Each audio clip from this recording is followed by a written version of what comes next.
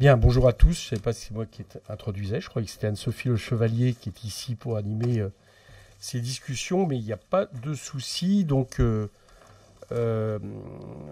sommes heureux, Charles de Courson et moi, d'avoir proposé, offert ce cadre à nos invités qui souhaitaient faire un colloque sur la question de la taxation des patrimoines en cette période, notamment en lien avec la venue à Paris de Joseph Stiglitz et de Jayati Ghosh, j'espère que je prononce bien, donc qui est Joseph Stiglitz, pour information à Bernard Arnault, qui est prix Nobel d'économie et coprésident de l'ECRICT. Je dis ça parce que il paraît que certains diplômes ne sont pas reconnus.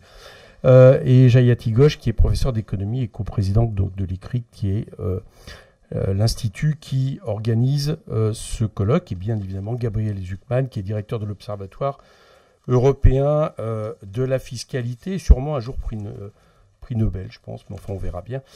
Ça fera plaisir à Bernard Arnault. Bien, donc, ministre dit quelqu'un, je ne sais pas si c'est son objectif. Donc, j'ai charge d'introduire, donc ça sera animé par Anne-Sophie Le Chevalier, surtout que Charles de Courson et moi-même auront introduit. J'ai charge d'introduire donc cette discussion. Alors très sincèrement, quand on a choisi la date, c'était, je viens de le dire, en lien avec la présence de nos invités ici, enfin des personnes qui vont intervenir à Paris. On avait bien, j'avais bien compris également que ça pouvait être un sujet intéressant d'actualité et de débat avant la discussion budgétaire. Je ne pensais pas que ce serait à ce point-là un sujet qui serait en tête de pont au niveau de l'actualité. Alors je ne le pensais pas parce que d'abord en réalité cette taxe dite Zucman, on ne va pas parler de la taxe dite Zucman, mais cette taxe dite Zucman, je rappelle que sans avoir suscité autant d'émoi sur les médias de réaction, elle avait été adoptée par amendement lors de la discussion du projet de loi Barnier. Dans la discussion qu'on a réussi à avoir une discussion sur les recettes et avoir le droit de voter. Donc elle avait été adoptée, elle a été effacée après par 49.3. Et puis, par exemple, elle a été aussi adoptée à l'Assemblée lors d'une proposition de loi du groupe et dans la niche du groupe écologiste le 7 janvier 2025. Donc je dois dire que moi j'ai été, je dois dire, assez surpris de la virulence de personnes réagissant finalement sur cette taxe. Alors les personnes concernées, on peut l'imaginer, leurs représentants, mais aussi les médias qui le détiennent. Il ne faut pas l'oublier. Bon. J'étais étonné, par exemple, qu'effectivement, on ait des réactions extrêmement violentes qui me rappellent un peu, pour aller vite pour les plus anciens ici, quand on expliquait que si la gauche arrivait au pouvoir en 1981, les chars soviétiques seraient sur les Champs-Élysées. Je trouve que la comparaison est assez le niveau, vu les déclarations de Bernard Arnault contestant les diplômes, je le disais tout à l'heure, non pas de Joseph Stiglitz, mais de Gabriel Zucman. Mais je vais prendre une autre personne dont j'ai été étonné de la virulence, qui montre bien quand même qu'il y a quelque chose dans cette taxe qui touche, c'est celle de Nicolas Dufour, voilà, qui est quand même le directeur de la BPI, une institution publique, nommée par le président de la République, validée par la Commission des finances, et dont je ne demande pas une réserve sur le côté, j'allais dire, d'avoir un avis sur la situation économique, ça il peut l'avoir, etc. Mais par contre, expliquer qu'avec la taxe Zucman, on passe directement au communisme, expliquer que c'est une France qui est concernée par le chagrin de l'amertume, que la dette, ça sert à financer les canons des centrales, mais pas le Doliprane de ma mère. Bon. J'aurais pu lui dire que ça ne sert pas non plus à financer les cadeaux fiscaux aux plus riches, mais je trouve que ça illustre quelque chose. Je pense qu'il y a un devoir de réserve, et la virulence montre que, encore une fois, cette taxe pointe juste, à mon avis. Je ne pensais pas non plus, par exemple, que pour essayer de contrer la logique de cette taxe, on allait faire, j'ai rien du tout contre lui, au contraire, mais du patron, enfin en tout cas d'un des actionnaires principaux de Mistral, j'allais dire le symbole même de tout le capitalisme français, au point que son cas serait un cas qui serait généralisé, et on sait que c'est l'inverse, à tout le capitalisme pour expliquer que la taxe Zucman ne peut pas fonctionner.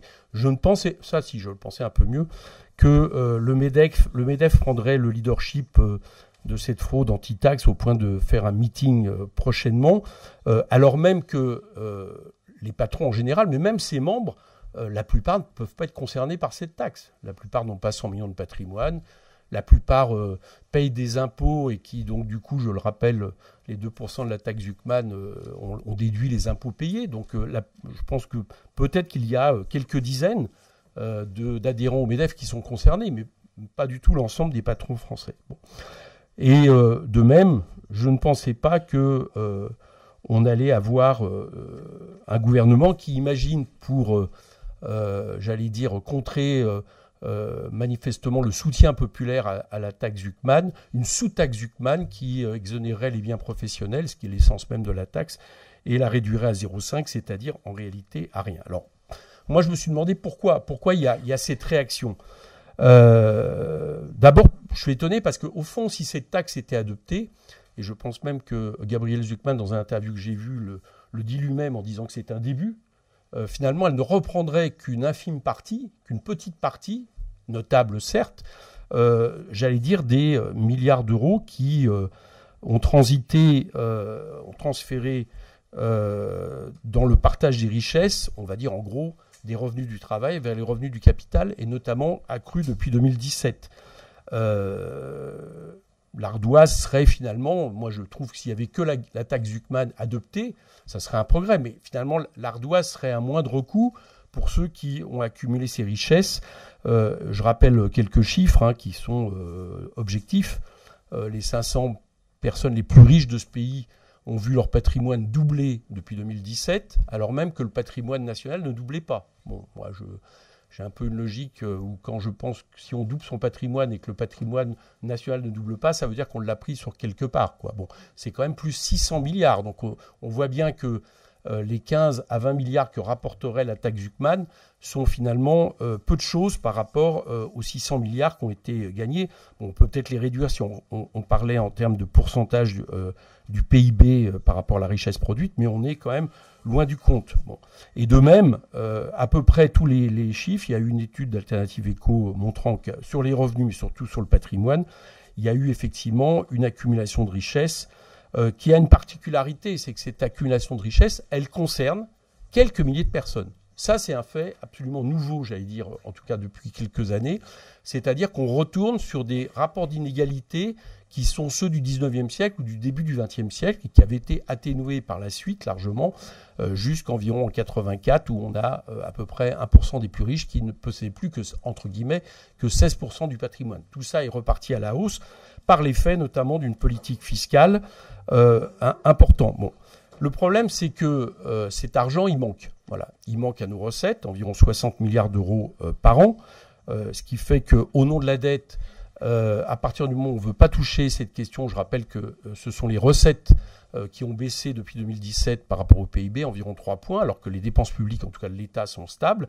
Au nom de la dette, c'est vers les dépenses publiques qu'on veut faire peser l'effort, vers les prestations sociales, vers les revenus du travail. Et alors même que ces 60 milliards nous manquent pour les déficits, mais nous manquent aussi, par exemple, pour investir en termes de bifurcation écologique. Dans le même temps, comme cette politique d'offre et de compétitivité qui consistait à baisser le coût du travail a eu des effets, on n'a pas cessé en réalité en France d'agrandir l'écart. D'un côté, il y avait les cadeaux fiscaux, les niches fiscales en faveur des plus riches, et de l'autre côté, des mesures qui ont touché les revenus du travail d'une manière ou d'une autre. Oui, mais c'est ce qui est prévu dans le déroulé. Donc, Jean-René Cazeneuve, donc merci. Mais c'est ce qui est prévu. Donc, Jean-René Cazeneuve, je ne sais pas si vous êtes là pour perturber la colloque. Voilà. Donc, il y avait, donc, il y avait 10 minutes d'introduction de moi-même et de Charles de Courson. Donc, c'est ce qui vont avoir lieu. Et après, nos invités parleront et nous nous tairons. Voilà. Donc, cette politique-là, elle a effectivement contribué. Non seulement, on l'a vu en termes de baisse des salaires, en baisse du pouvoir d'achat des salaires, mais également, par exemple, en termes de baisse des cotisations sociales compensées en partie par la TVA, qui sont une manière ou une autre de toucher la question de ce qu'on appelle le coût du travail. Bien. Cette politique, nous le disons aussi, c'est que, je l'estime, elle devrait être complétée, c'est la taxe Zuckman, par d'autres mesures, j'irai vite, en termes de rétablissement de l'ISF, de suppression de la flat tax, d'une taxe sur les multinationales qui est une autre taxe proposée par Gabriel Zucman sur la délocalisation des profits. Toute mesure qui d'ailleurs, entre parenthèses, avait été aussi adoptée pour la plupart par l'Assemblée lors de la discussion du budget Barnier, dont je rappelle que en termes d'article d'équilibre, ça avait abaissé le déficit à 2,7%, montrant bien qu'il y a là un problème de recettes. Je terminerai pour dire alors pourquoi cette taxe Zucman produit cet effet. Tout simplement parce que je pense qu'elle met le doigt sur justement la manière dont a été contourné l'impôt par quelques milliers de personnes dans ce pays. C'est-à-dire que on observe, et c'est l'étude Institut politique publique Bercy qui l'avait démontré, qui vient de le renouveler, c'est que si on regarde si on regarde les 1500 personnes les plus riches, je me souviens plus également de chiffre, mais qu'importe, de ce pays, on observe que si on cumule l'impôt qu'ils payent, notamment sur le revenu, en général moins de 2%, et les taxes professionnelles sur leurs biens professionnels, les taxes qu'ils payent, ils sont imposés environ 25%, quand les plus riches personnes assujetties à l'impôt sur le revenu sont imposées jusqu'à 46%. Ce différence, évidemment, c'est la manière dont on contourne à un moment donné ce qu'on doit logiquement payer par rapport à la richesse dont on bénéficie au niveau des impôts. Et donc, évidemment, ça attaque également le consentement à l'impôt de tout le monde. Cette taxe, elle met la lumière là-dessus. Je crois que c'est ça qui, à mon avis, est la principale raison des réactions, c'est qu'elle touche un mécanisme qui a permis, pour, encore une fois, les ultra-riches, de contourner l'impôt. Et je termine sur une chose. On a coutume de dire qu'il y a un aspect redistributif en France important, et c'est vrai. Et donc, on compare en général les 10% les plus riches aux 10% les plus pauvres. Moi, je serais intéressé maintenant qu'on fasse la même étude en termes de redistribution, non pas pour les 10% les plus riches par rapport aux 10% les plus pauvres, mais par exemple les 0,1% les plus riches. Et je pense que l'étude n'aurait pas du tout le résultat qu'on a coutume d'opposer notamment à la taxe Zucman. Voilà donc aujourd'hui un peu la discussion. Je pense qu'elle va avoir lieu sur la taxe Zucman, avec les questions que vous pourrez également poser, mais peut-être aussi sur les autres mesures proposées sur la question de la taxation des patrimoines qui sont proposées par nos invités et qui dépassent la seule taxe dite Zucman. Je ne sais pas si Gabriel Zucman est heureux qu'on dise la taxe Zucman, mais en tout cas, c'est comme ça que désormais elle est caractérisée. Charles de Courson.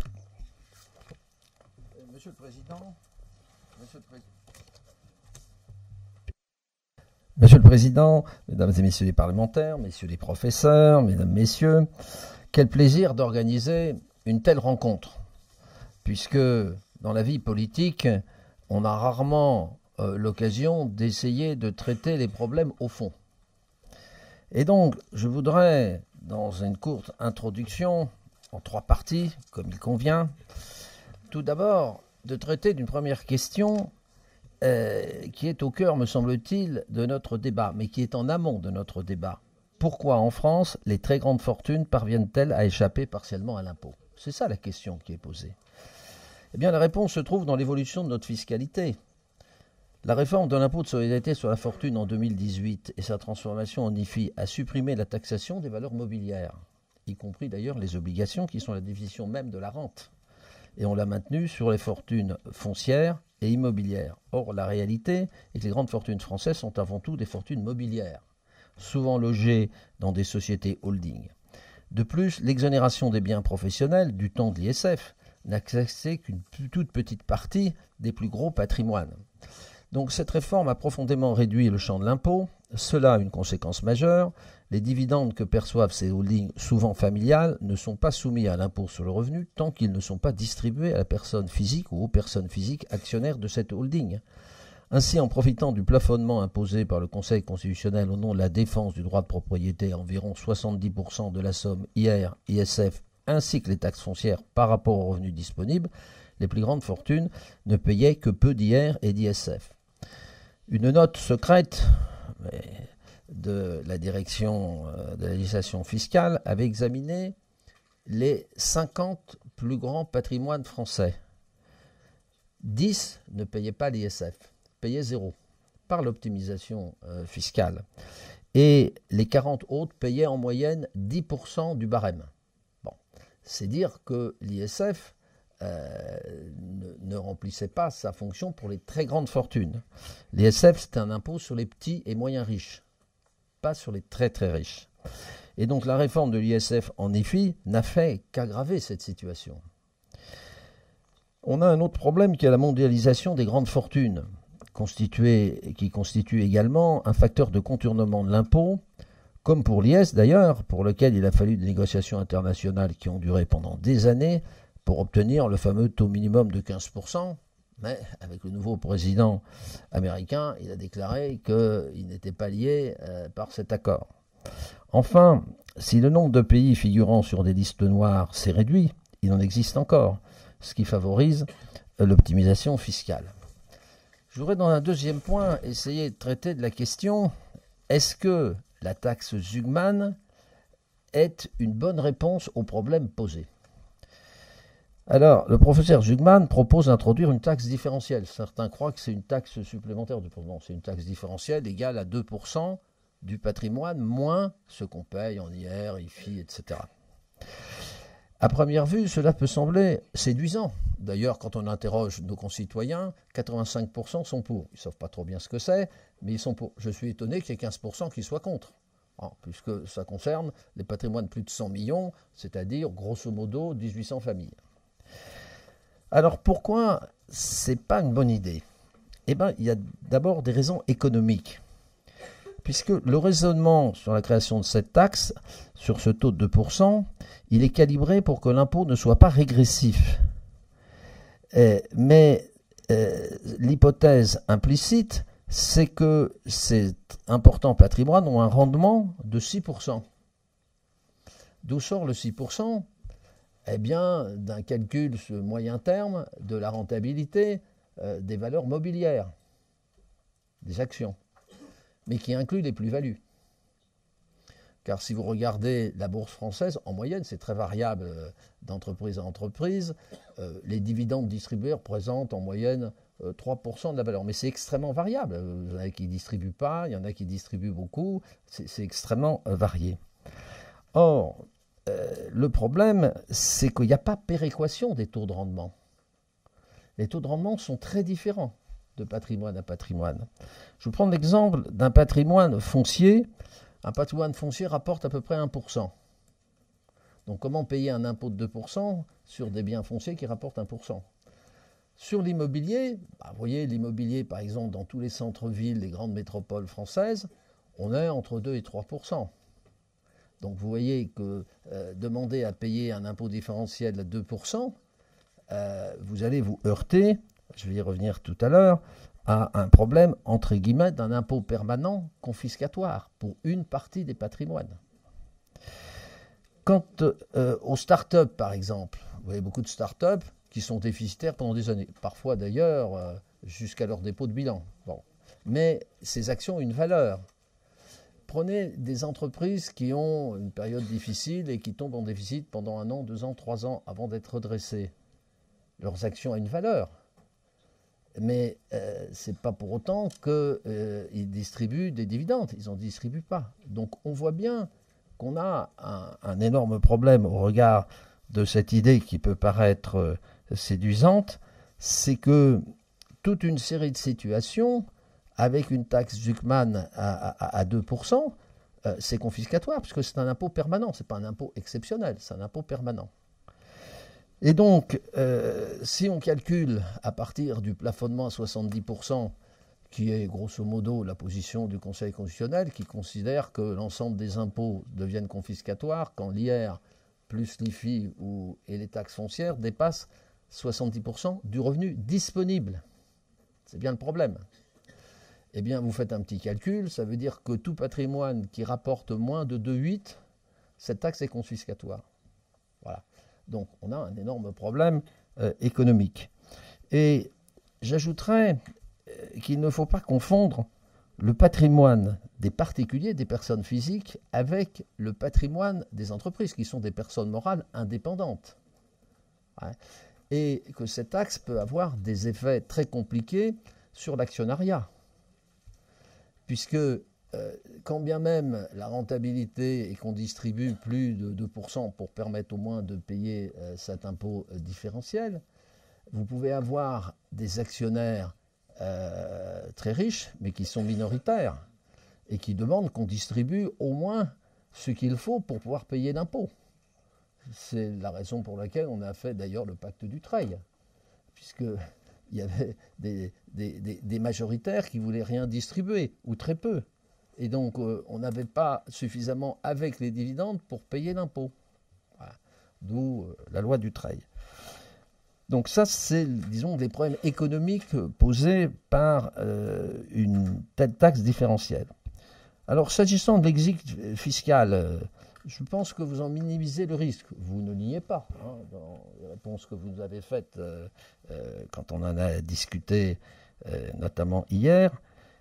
Mais je pense que vous sous-estimez le risque. Parce que la plupart de ces grandes fortunes, une bonne partie de leur patrimoine n'est pas en France. Ce sont des participations dans X entreprises. Donc des entreprises qui ne sont pas forcément localisées en France, la plupart d'entre elles. Et donc, le risque, si vous voulez, d'expatriation n'est pas négligeable. Et quand vous évoquez l'étude du CE, il a été fait dans une configuration qui n'est pas du tout celle d'une éventuelle taxe Zuckman. Alors, vous essayez de dire, mais c'est pas grave, on va faire une exit tax pour ceux qui partiraient. Et une exit tax permanente, c'est impossible. C'est totalement impossible.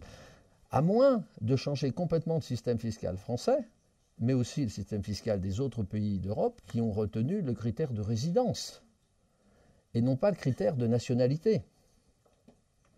Mais quand bien même vous retiendriez le critère de nationalité, et alors c'est un bouleversement complet de notre fiscalité, il faudrait à ce moment-là faire face à la question du changement de nationalité, parce qu'on peut changer de nationalité. Moi j'ai un ami qui, par hasard, est né aux États-Unis. Le fisc américain l'a poursuivi. Bah oui, puisqu'il était citoyen américain, puisqu'il était né aux États-Unis. Il a fallu qu'il paye pour obtenir le retrait de sa nationalité américaine. Il ne pouvait plus aller aux États-Unis parce que sinon on l'emprisonnait parce qu'il ne voulait pas payer ses impôts au motif qu'il était américain. Vous voyez. Donc la taxe Zuckman pose ce problème. Enfin, il y a un problème constitutionnel. Je l'ai commencé à l'évoquer.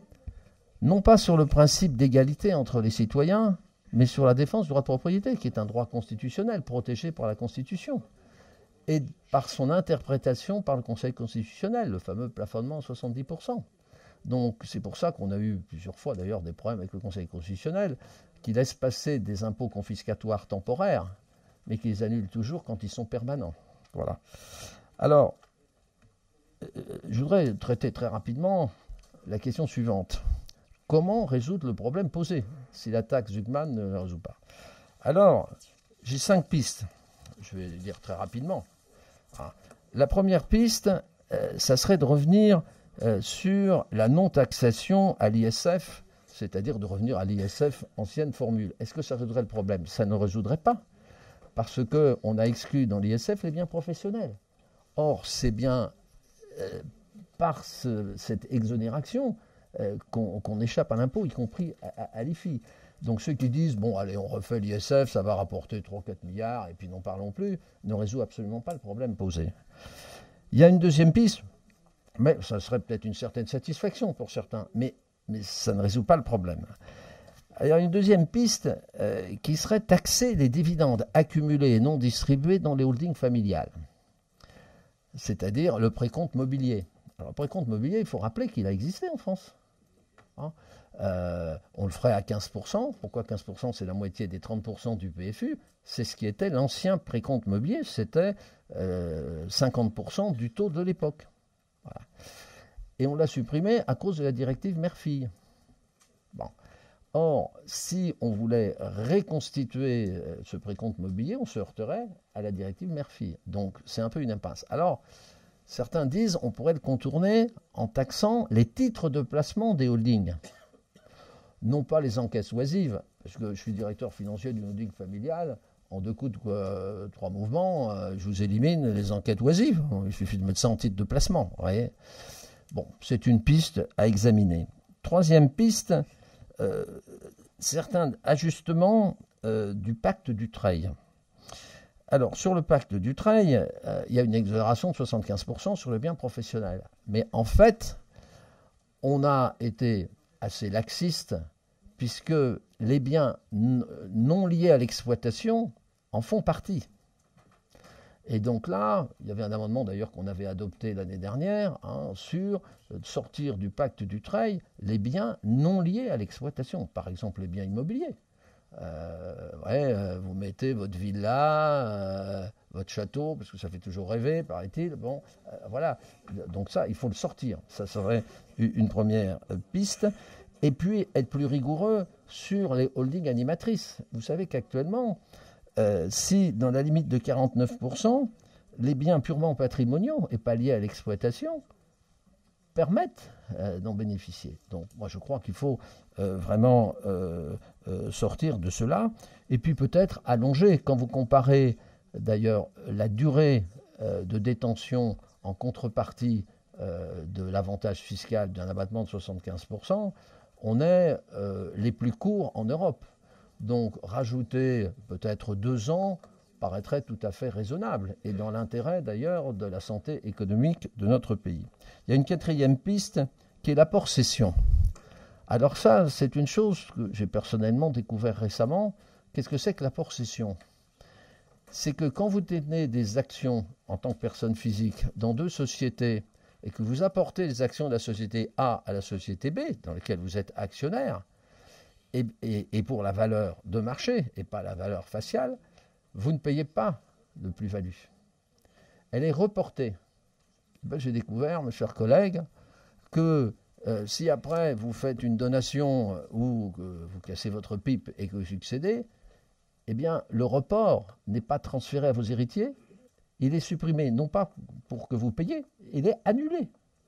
Donc, je pense que c'est quand même l'un des axes qu'il faudrait. Et puis, il y a un dernier axe, et j'en arrêterai là, qui est le problème des droits de succession. C'est un vieux débat en France.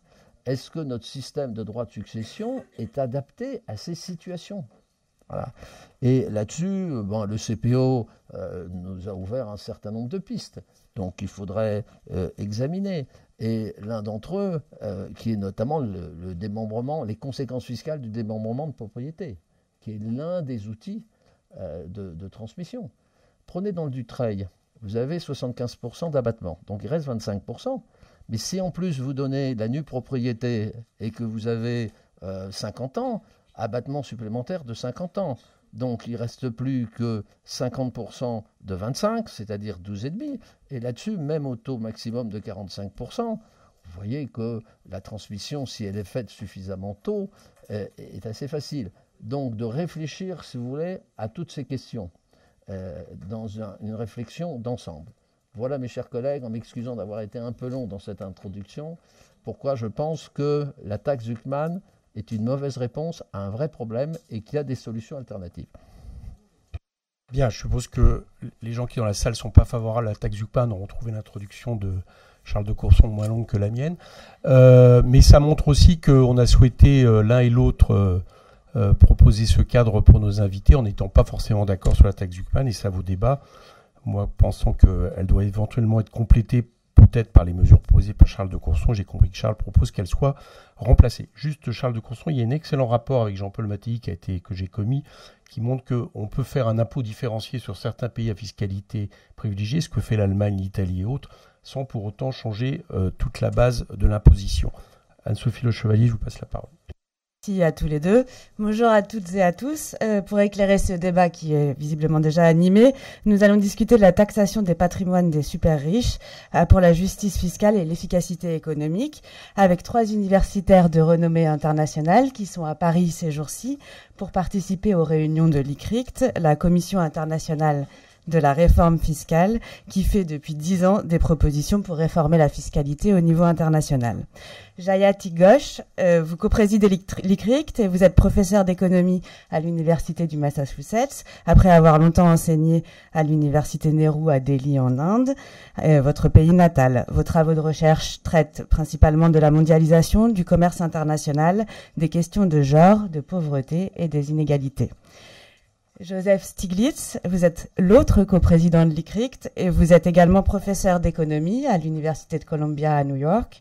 Vous avez reçu 2 fois le prix Nobel, une fois le prix Nobel d'économie pour vos travaux en 2001, la deuxième en 2007 avec l'ensemble des auteurs du GIEC, et c'était cette fois un prix Nobel de la paix. Gabriel Zuckman, vous enseignez à la fois aux États-Unis, à l'université de Berkeley en Californie, et à l'école normale supérieure et à l'école normale et à l'école d'économie de Paris, pardon. Et vous dirigez l'Observatoire européen de la fiscalité. Vous avez reçu la médaille John Betts Clark, qui récompense chaque année l'économiste de 40 ans qui a apporté la contribution la plus importante dans ce domaine. Vous avez tous les trois en commun d'être sortis de vos laboratoires de recherche pour vous engager dans le débat public sur vos sujets de spécialité. Jayati Ghosh, vous avez conseillé différents gouvernements indiens et vous êtes consultante pour plusieurs organisations internationales, de l'OIT à certaines instances de l'ONU. Joseph Stiglitz, vous avez notamment conseillé dans les années 90 le président Bill Clinton aux États-Unis, puis été économiste en chef de la Banque mondiale. Pour l'ONU, vous avez notamment présidé la commission d'experts des Nations Unies sur la réforme du système monétaire et financier international. Et Gabriel Zucman, vous avez conseillé en 2019 aux États-Unis les candidats Bernie Sanders et Elizabeth Warren, et vous avez rendu l'an dernier un rapport aux dirigeants du G20 qui vous avait été demandé par le président brésilien Lula. Vous y préconisez l'instauration à l'échelle mondiale d'un impôt plancher minimum de 2% sur le patrimoine des milliardaires, qu'on appelle désormais la taxe Zucman. Et ces derniers mois, vous travaillez avec les politiques français qui veulent de cet impôt à l'échelle nationale. Donc pour votre information, chacun parlera dans sa langue, tout sera traduit en simultané et un temps pour les questions et les réponses avec la salle sera gardé à la fin de la discussion. Donc peut-être partons des constats et de ce que l'on sait au niveau mondial de l'évolution des inégalités, en particulier depuis les années 80. Jayati Ghosh, est-ce que vous pouvez nous expliquer l'état de la situation et comment ça a évolué et pourquoi ?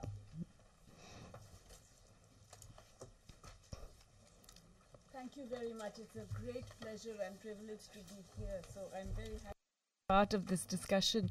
Yes, exactly as you said, you know, the issue of inequality has become much more live in the global discussion over the past decade.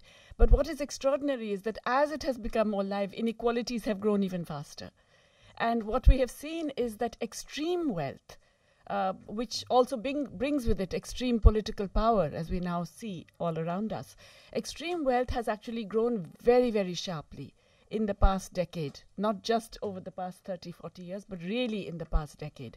And it has grown through global pandemics, through global crises of food and fuel prices, through massive increases in the cost of living for ordinary people, and through dramatic reductions in state capacity to provide the minimum social and economic rights to people. And that extreme inequality has consequences, which we are seeing all around us. We're seeing it in the erosion of democracy, in the reduction of the minimum things that citizens can access, in threats to the very definition of citizenhood, and to, you know, states increasingly taking on the role of deciding who will be a citizen and who will not, in the ability of the rich to influence regulations, laws, state policies in ways that benefit them further. And all of that undermines democracy, of course, but it also has undermined our ability to live on this planet. We are really crossing now. We have crossed 6 out of 9 planetary boundaries already. We have crossed them. And that has consequences that we are going to feel more and more. And everyone will feel them, including the super rich, no matter if they try and escape to Mars or head off to, you know, bunkers in New Zealand or whatever. So these are major issues that have direct consequences on people. I think more and more people across the world are beginning to recognize this. A wealth tax is just one tiny drop in the ocean of trying to control this, but it's a very important measure because it can make people recognize, first of all, the extent of the inequity, the fact that the super rich don't just pay less tax, they pay a small fraction of the tax that everyone in this room is paying, in fact, and certainly more than even people who supposedly do not pay income tax pay because of the indirect taxes that now dominate most tax systems. And the very rich are able to do this because they also then influence all of the other decisions and policies and laws of states. So it's a critical issue today to actually start with a wealth tax that begins to level the playing field. It is not at all fully leveling the playing field. I think that point was made earlier. But it is beginning to level the playing field. And it is not something that inhibits growth. We have seen that through history, and we have seen that through countries that have implemented it. It is not something that inhibits investment. I just want to make this point that investment rates in all of the rich countries today, the advanced economies of today, were much higher in the 50s and 60s when there were wealth taxes and very high levels of marginal income tax. Investment rates were higher then than they are today, when we have dramatically lowered tax rates, especially on the wealthy. So for all these reasons, I think this is a very important discussion here today. Joseph Stiglitz. Une petite goutte dans l'océan, mais un pas en avant, disait Jayati Ghosh. Quel rapport ont les grandes fortunes à la fiscalité et quel risque ça pose, notamment en matière démocratique, comme vous avez pu le voir aux États-Unis?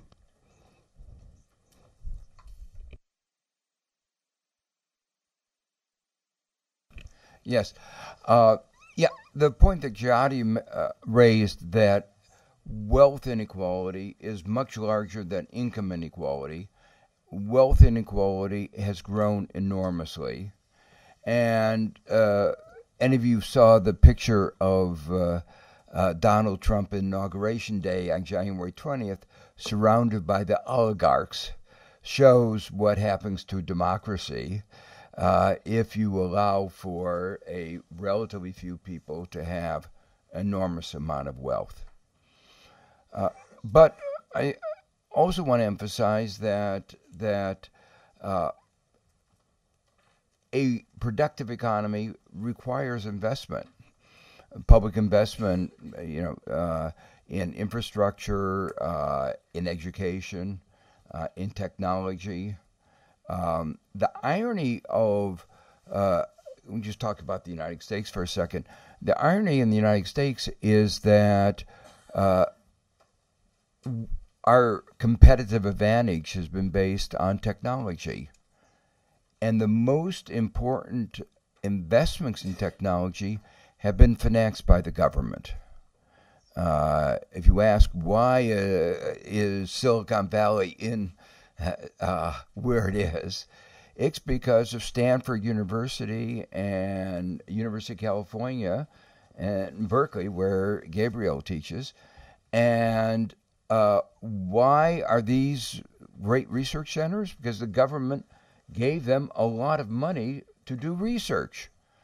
But if you're going to have that money, you have to raise it somehow, unless you have enormous deficits, and you know about deficits. So you have to have ways of raising money. And then you ask the question, where are you going to get the money from? It used to be said, there's not much money at the top, so don't bother. That had a grain of truth 50 years ago. But with the growth of inequality at the top, that's where the money is. And so, the reason why you want to focus on a wealth tax is that's where the money is. It's a reflection of the growth of that inequality, which is absolutely necessary for our economy. It's also necessary for our democracy, because when you have that magnitude of wealth inequality, those at the top inevitably exert greater influence. And in our democracies, they exert influence because they control the town square, the social media, they control our newspapers, they control what we hear, and therefore, to a large extent, what we think. Finally, let me say that there's an element of fairness that hasn't been put into the discussion, which is that the people at the top actually are paying a lower tax rate than those below. And that's true in almost all countries. It's true in the United States. It's true in France. the great entrepreneurs, the people who've made more money, have a great deal of ability, which they demonstrate in producing innovations or in products. They make money, but they have demonstrated an even greater ability to avoid taxes. Apple, Google are examples. You all know about, I'm sure, the way Apple and Google took all the profits they made in Europe, attributed them to Ireland, and then took advantage of a little loophole that said if you are an Irish company controlled from somewhere else, which in this case was Silicon Valley, you don't have to pay Irish taxes either. So they shifted the net tax rate that they were paying was like 0.2%. So people at the top are not paying their fair share. Now, the idea of a minimum tax, a minimum wealth tax, is simply that is simply a question of fairness. Should those who have wealth all pay at least a minimum tax? Right? Remember, it takes into account what other taxes you are paying. So the question is, if you have wealth and you are investing it well, and most people are who have wealth wouldn't have that wealth if they didn't invest it, you should be getting at least 6%. If you're not getting 6%, you're not investing it well. And the point is, you may not be getting the income today. If you invest in gold, gold doesn't give you the dividends, but gold has been soaring in price. So you're getting the return. You're just not getting dividends. But the reality is, you're in one way or another, unless you are, stupid, you're getting a return. And you don't get very wealthy if you're stupid. So I've always thought, the 6% number I thought was very conservative as a number. A more realistic number would be 7%, and that's the number they would use in the United States, or 10%. So think about it, 10%, if you're getting a 10% return on your wealth, a 2% minimum tax says that you ought to be paying at least a 20% tax rate. I'm sure most of you are paying more than a 20% tax rate on your income, not on your, on your income in excess of millions of dollars.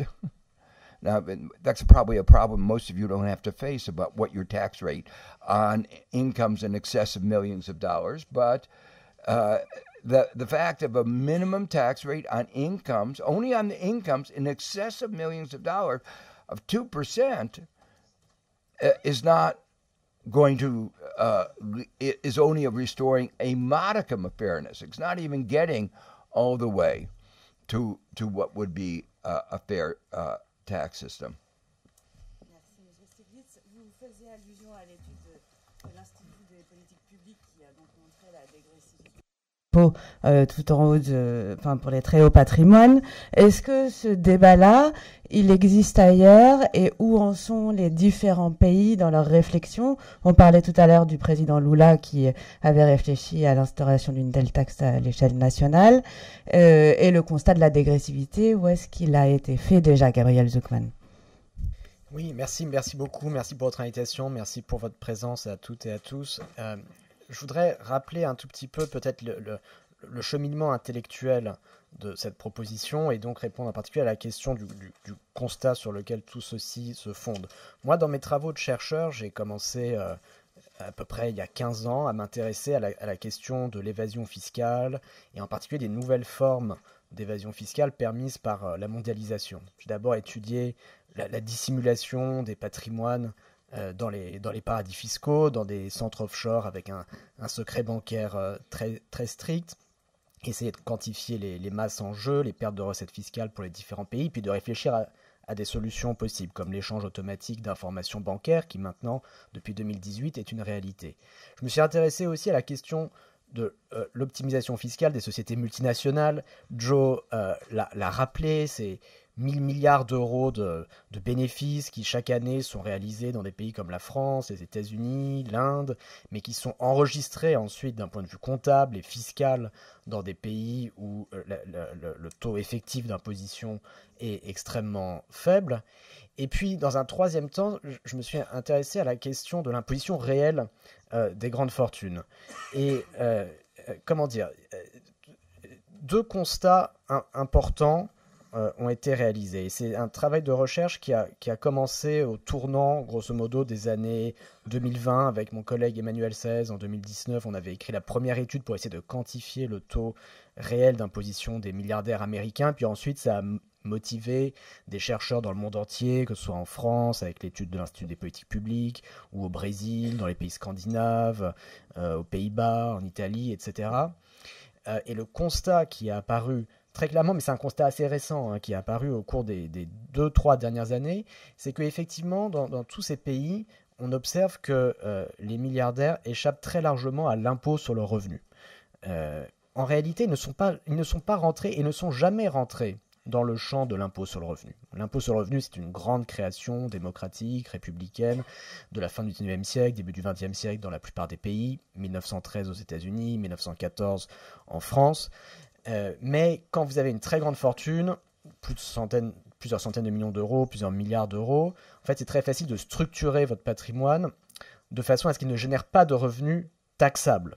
Le revenu économique, comme Joe Stiglitz l'a rappelé, il est élevé, 6% au minimum, mais dans bien des cas plus que 6% en moyenne. Mais le revenu fiscal, ce qu'on voit sur les feuilles d'impôt des contribuables concernés, est extrêmement faible, parfois zéro ou proche de zéro. Il y avait un cas célèbre, par exemple, aux États-Unis il y a quelques années.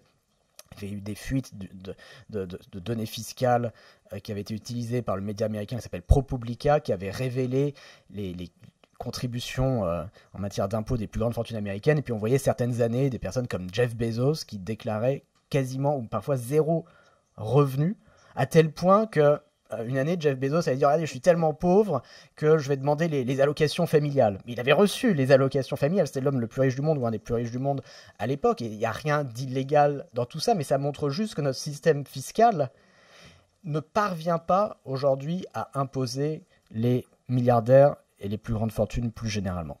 Et donc, ce qu'on a appris récemment, c'est que cette réalité, elle va au-delà de quelques cas spectaculaires comme celui de Bezos, mais c'est une réalité dans les différents pays. Donc ça, c'est la première leçon qui a été tirée. Et si on essaie de quantifier le problème, en gros, si vous prenez les milliardaires français, ils payent en impôt sur le revenu l'équivalent de 2% de leur revenu, donc extrêmement faible.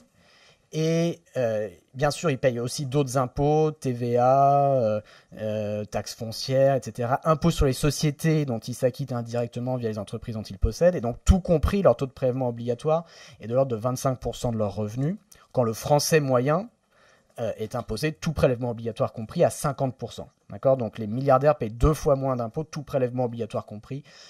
Les milliardaires payent 2 fois moins d'impôts que le français moyen, et en fait que toutes les autres catégories sociales, classe populaire, classe moyenne supérieure, même les classes aisées, les cadres supérieurs en France payent beaucoup d'impôts. En fait, tout le monde, toutes ces catégories sociales sont peu ou prou à 50%, mais les milliardaires à 25%. Donc ça, c'est le premier constat. Le deuxième constat, plus important, c'est qu'en étudiant ces optimisations, évasions fiscales dans différents contextes, la leçon qui en ressort, c'est que finalement, il y a 1000 façons d'échapper à l'impôt, en particulier parce qu'il y a toute une industrie et c'est particulièrement le cas pour les multinationales, mais aussi pour les grandes fortunes, qui fournissent des services d'optimisation, parfois d'évasion fiscale aux contribuables les plus fortunés. Et qu'est-ce que ça veut dire? Ça veut dire que si on essaie de s'attaquer à une faille en particulier, un dispositif en particulier, bon, c'est pas en soi une mauvaise chose, mais en général, c'est très insuffisant parce que ça laisse tout un tas d'autres possibilités d'optimisation ou d'évasion.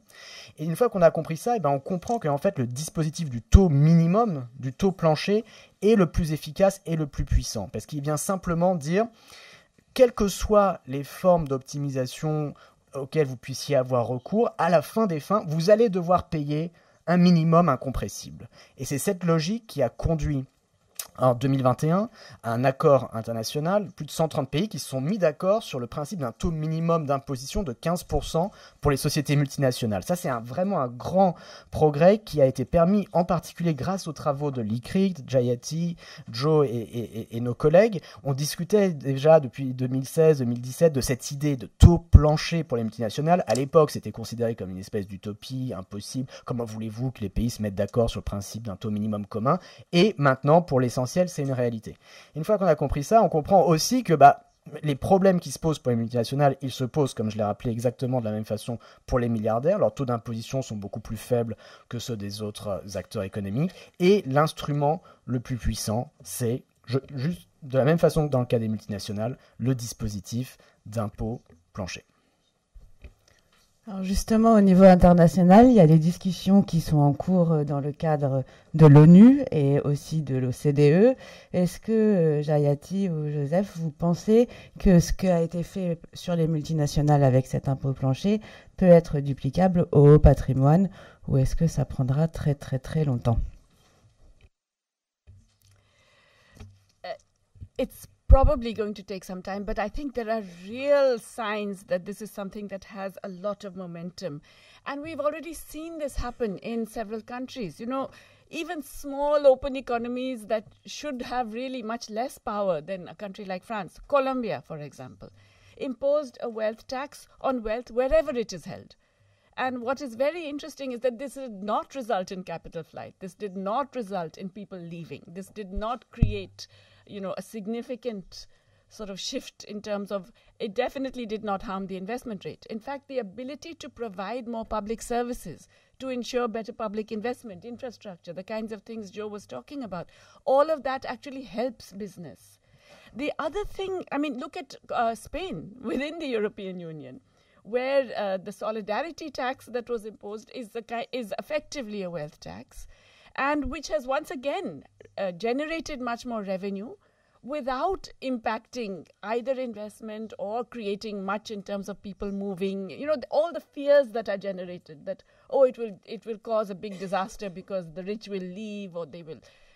These are really things that are used to terrorize people and governments from implementing something which is very, very obvious. And as Gabriel said, the rich are still going to be richer at the end of the year. They're not going to be poorer at all. They will be actually still richer than they were at the beginning of the year, even with the implementation of this tax. So it's a very minor thing that is being suggested. But I also want to emphasize, look, it's really on the centimillionaires. It's on those that are earning above 100, that own above $100 million in assets, which is a very, very small group. It's a very small fraction. But even in a country like India, where there is now significant support, the main opposition parties have all asked for a wealth tax on those who hold more than $100 million, which is not a very large number. It's less than 1,000 families, but it is a significant part of our GDP. And if we did impose even a very small wealth tax, we would, on that group, we would get around 1% of GDP. In India, I have to tell you, that is double our health spending. We could double our health spending, public health spending on that, which tells you the kinds of inequalities that have come. So this is something that is being thought of in many, many more countries. And so it's really, I believe it's something, for which the moment has come for this kind of thing, actually. Yeah, let me just add one. Which is, it took a long time to get a global agreement about a global minimum tax, but this is a tax you don't need to get a global agreement on. France could do it alone. It would have global consequences because I think there is a lot of interest in other countries. So, it would have a leadership role. Other countries would imitate. But I don't think one has to wait for other countries to join France and try to. France can and I think should do it on its own. And at the international level, a little bit more of where the discussions are at the UN level or le CDE, enfin où est-ce qu'en sont les discussions et je crois que l'ONU a été mandatée pour réfléchir à cette question-là pour une taxe au niveau international. So let me make 2 points. First, the issue of global inequality has really raised to a much higher level, partly because inequality has grown so much. And an example, last week at the UN meetings, South Africa, who heads the G20, initiated an important initiative that will be the centerpiece of South Africa's contribution to G20, which is a committee to study inequality and study where it has gone and what are some of the things that can be done about it. And I'm sure that it's begun its work. It's not finished its work, but I'm sure this kind of a tax will be among the most important instruments for dealing with inequality. So globally, that's one important initiative. There's another important initiative which is started just a year and a half ago at the UN to design a tax convention, recognizing the point that Gabriel made that our global tax system hasn't been working. Globalization has just provided enormous ways by which people can avoid taxes. We talk about all the advantages of globalization, benefits of larger markets for increasing trade, but one of the disadvantages has been it has expanded opportunities for tax avoidance and tax evasion. And that has global growth consequences because if you have this enormous inequality and if you have the people at the top using globalization to avoid taxes, and Gabriel's research has really documented this, that eviscerates the revenue supplies that governments have to make the investments in education and infrastructure technology, which are one of the roots of economic growth. And the fact is, economic growth has slowed down since globalization. And, as you're struggling to understand why it slowed down, because it was supposed to increase the rate of growth, there are many factors, but one of the factors is the reduction in the incomes in the public sector to make the investments that are absolutely necessary. So there's a sense of contradiction that we've created a system that has enabled people to avoid paying taxes that would enable the investments that would sustain the growth that was the object of globalization in the first place. I just want to add a little bit about the UN discussions. In the UN, there is a committee on wealth taxation, a subcommittee, which is looking specifically at the possibilities and the kinds of preconditions that you would need. And one of the important preconditions, of course, is knowing where the wealth is kept. And there you already have a positive example, which is highlighted very well in the Global Tax Evasion report that Gabriel and others have produced, which is that, when you have the automatic exchange of banking information there is a common reporting standard that the OECD did. I think 142 countries have signed on to it, where you now know, you have much more possibility of knowing who's shifting money where.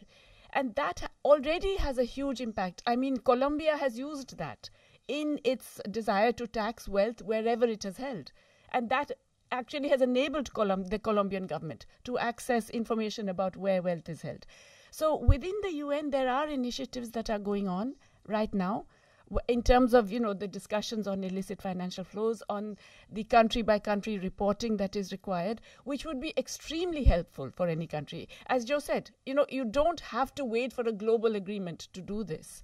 You can now use the available knowledge that countries have, and you can use the ongoing negotiations in the UN to actually push for a very effective wealth tax, simply because you're now in a position to know where your tax players are supposedly holding their actual wealth. Alors vous dites tous les deux qu'il faut que la France peut montrer la voie et ou être en tout cas en Europe l'un des premiers à instaurer un tel impôt plancher. On entend dans le débat public à peu près l'inverse, avec le risque que si on était en train si on instaurait cet impôt plancher, alors les hauts patrimoines quitteraient la France. Il y a un débat autour de l'exit tax avec l'étude du CAE à laquelle vous avez fait allusion tout à l'heure, avec le fait que est-ce que les gens partiraient ou pas et est-ce que l'exit tax serait à même de les retenir. Est-ce que Gabriel Zucman, qu'est-ce qui permet de dire que ces contribuables ne quitteraient pas et que l'exit tax serait valable et efficace? Oui, je pense que c'est une question effectivement extrêmement importante. L'exil fiscal, c'est un problème qu'il faut prendre au sérieux. Et la meilleure façon de le prendre au sérieux, c'est effectivement de se fonder sur les études universitaires existantes sur le sujet, qui aboutissent toutes à la même conclusion, à savoir que l'exil fiscal, il n'est pas nul, mais il est faible. Il y a eu beaucoup d'impôts sur la fortune qui ont existé historiquement en Europe, y compris des impôts sur la fortune à des taux de 2% ou à proche de 2% ou plus de 2%, y compris avec des assiettes larges, par exemple l'impôt sur la fortune danois ou l'impôt sur la fortune norvégien qui existe encore aujourd'hui. Tout ça a été étudié par la communauté scientifique internationale et toutes ces équipes aboutissent à la même conclusion. Il n'y a pas zéro exil fiscal, mais il est limité. Ça, c'est le premier point. Le deuxième point, qui est beaucoup plus important à comprendre, qui est vraiment essentiel, c'est que l'exil fiscal, c'est pas une espèce de loi de la nature, qui est une espèce de fatum antique face auquel on serait impuissant. C'est un choix de politique publique. On peut choisir de le tolérer, voire même de l'encourager, comme on peut choisir de le limiter. En l'occurrence, le choix qui est fait pour l'instant par la France comme par les autres pays européens est un choix vraiment extrême. C'est-à-dire qu'on dit que quelqu'un qui est devenu milliardaire en France, qui aurait passé toute sa vie en France et qui maintenant choisirait de s'installer dans un paradis fiscal, immédiatement cette personne n'a plus d'impôts à payer en France, ni dans son nouveau pays. Ça, c'est le choix qu'on fait. Les États-Unis font le choix un peu inverse, en quelque sorte, en ayant un système qui est fondé sur la citoyenneté. C'est-à-dire quelqu'un, par exemple, qui serait né aux États-Unis, donc à ce titre à la citoyenneté américaine, mais n'aurait vécu que 2 mois aux États-Unis, n'y remettrait plus jamais les pieds. Cette personne doit en principe continuer à payer des impôts aux États-Unis jusqu'au restant de ses jours. Moi, ce que je propose, c'est un entre-deux entre ces deux systèmes qui consisterait à dire qu'une personne qui a vécu longtemps dans un pays, je pense que mon critère, ça doit être la résidence plus que la citoyenneté, qui a été résident fiscal pendant longtemps en France. Deuxièmement, qui est devenu extrêmement riche dans ce pays.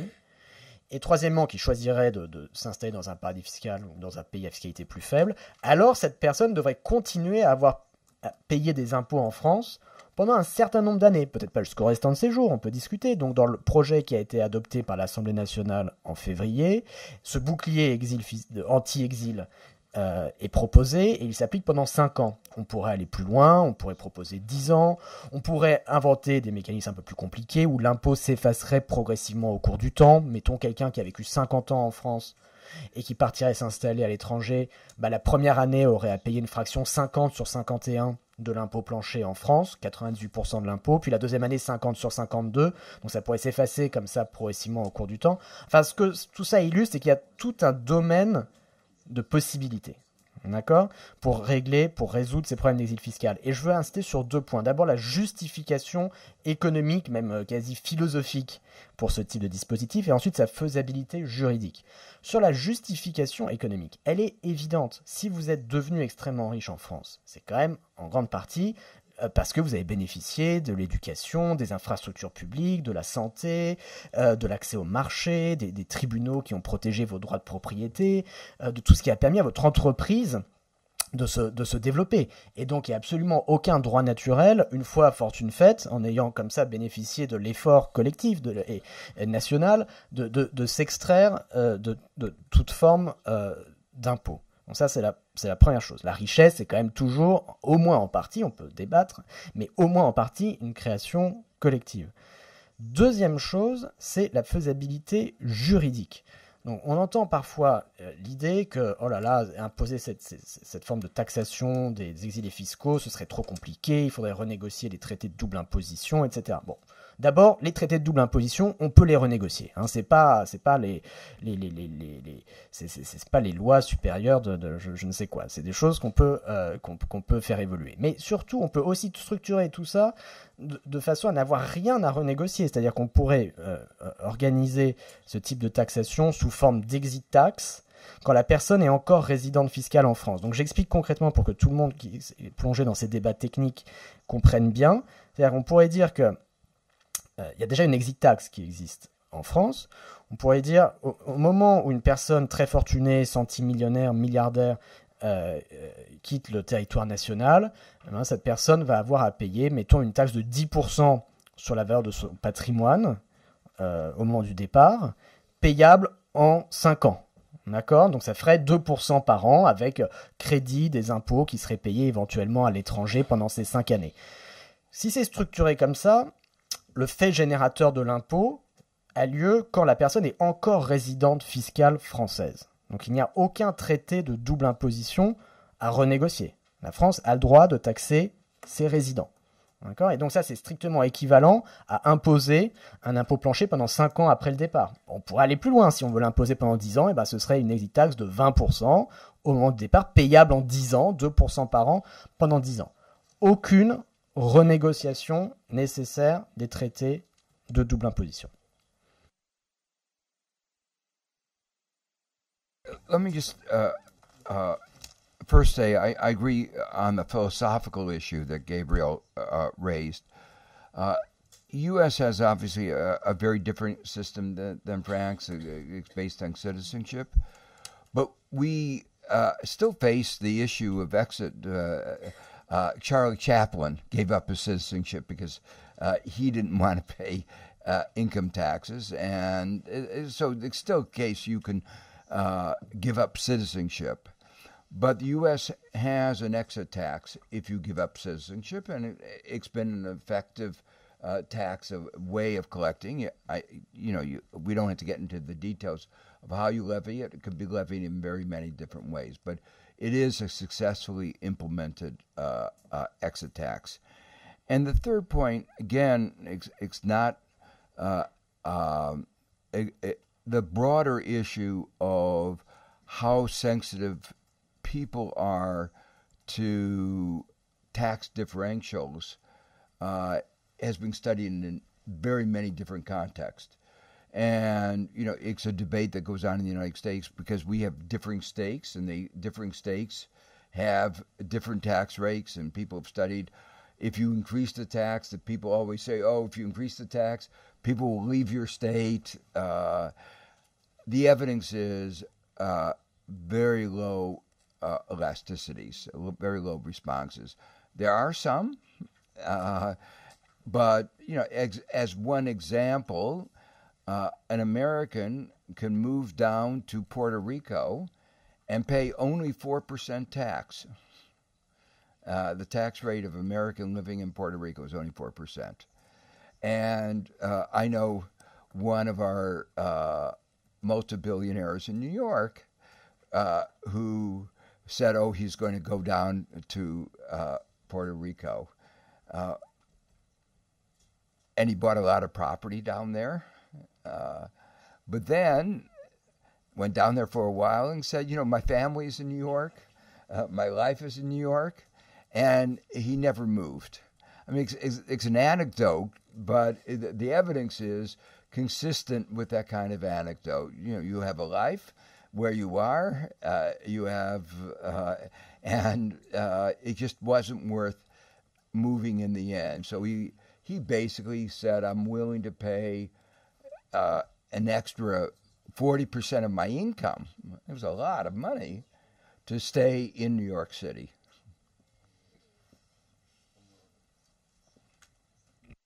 Les autres critiques qu'on entend beaucoup ces derniers jours, le risque que ça provoquerait sur l'économie française, ça pourrait mettre à terre l'économie française, a dit par exemple Bernard Arnault, tuer l'esprit d'entreprendre et il faut absolument, a écrit le Premier ministre Sébastien Lecornu, défendre la souveraineté économique, donc ça mettrait en péril la souveraineté économique. Qu'est-ce que vous en pensez? Est-ce que ces craintes ont un fondement? Et on revient en fait aussi à la question de l'exonération des biens professionnels quand on calcule cet impôt plancher. Parce que finalement, ça revient à dire si on exonérait les biens professionnels, alors il n'y aurait plus ces craintes-là. Mais est-ce que le système fonctionnerait avec les biens professionnels exonérés?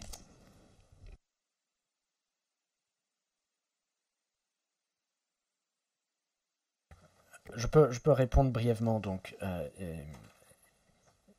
dire que soumettre les milliardaires à un taux minimum d'imposition, ce serait mettre en danger la souveraineté de la France, ça me semble véritablement absurde. C'est-à-dire que c'est l'inverse. C'est-à-dire c'est d'accepter que les milliardaires ne payent pas d'impôts, qui est une démission de souveraineté, qui est un abandon de souveraineté absolument inacceptable. Puisque ce dont on parle aujourd'hui, c'est simplement de s'assurer que les milliardaires ne payent pas moins que les autres catégories sociales. Il ne s'agit pas de leur faire payer beaucoup plus. On pourrait vouloir interpréter le principe d'égalité devant l'impôt qui est inscrit dans la Déclaration des droits de l'homme et du citoyen de 1789 comme un principe de progressivité fiscale. Beaucoup de gens l'interprètent ainsi.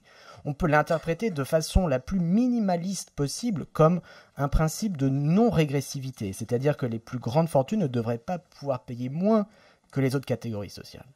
Et là, ce dont on parle avec l'impôt plancher de 2%, c'est comme ça que le taux de 2% a été calculé, c'est qu'il s'assurerait simplement d'une simple mise en conformité de nos lois fiscales avec l'interprétation minimaliste de ce principe article 13 de la Déclaration des droits de l'homme et du citoyen de 1789, rappelé en préambule de la Constitution de la Ve République. Alors, dire que mettre nos lois en conformité avec ce principe-là, ce serait une attaque contre la souveraineté, ça me semble vraiment absurde. Sur la question, si on essaie de réfléchir, disons, à l'argument qui est parfois, l'argument économique qui est parfois mobilisé pour critiquer la mesure, il y a l'idée que finalement, comme certains contribuables peuvent avoir des rendements faibles une année donnée. Dans l'immense majorité des cas, ça a été rappelé, le rendement de leur fortune est de 6% ou plus, donc ils peuvent facilement s'acquitter de l'impôt sans avoir, simplement avec les revenus tirés de leur patrimoine. Mais enfin, on peut envisager des cas, rares mais qui existent, où le rendement est faible, et dans ce cas-là, pour acquitter l'impôt, il faut réfléchir à différentes modalités.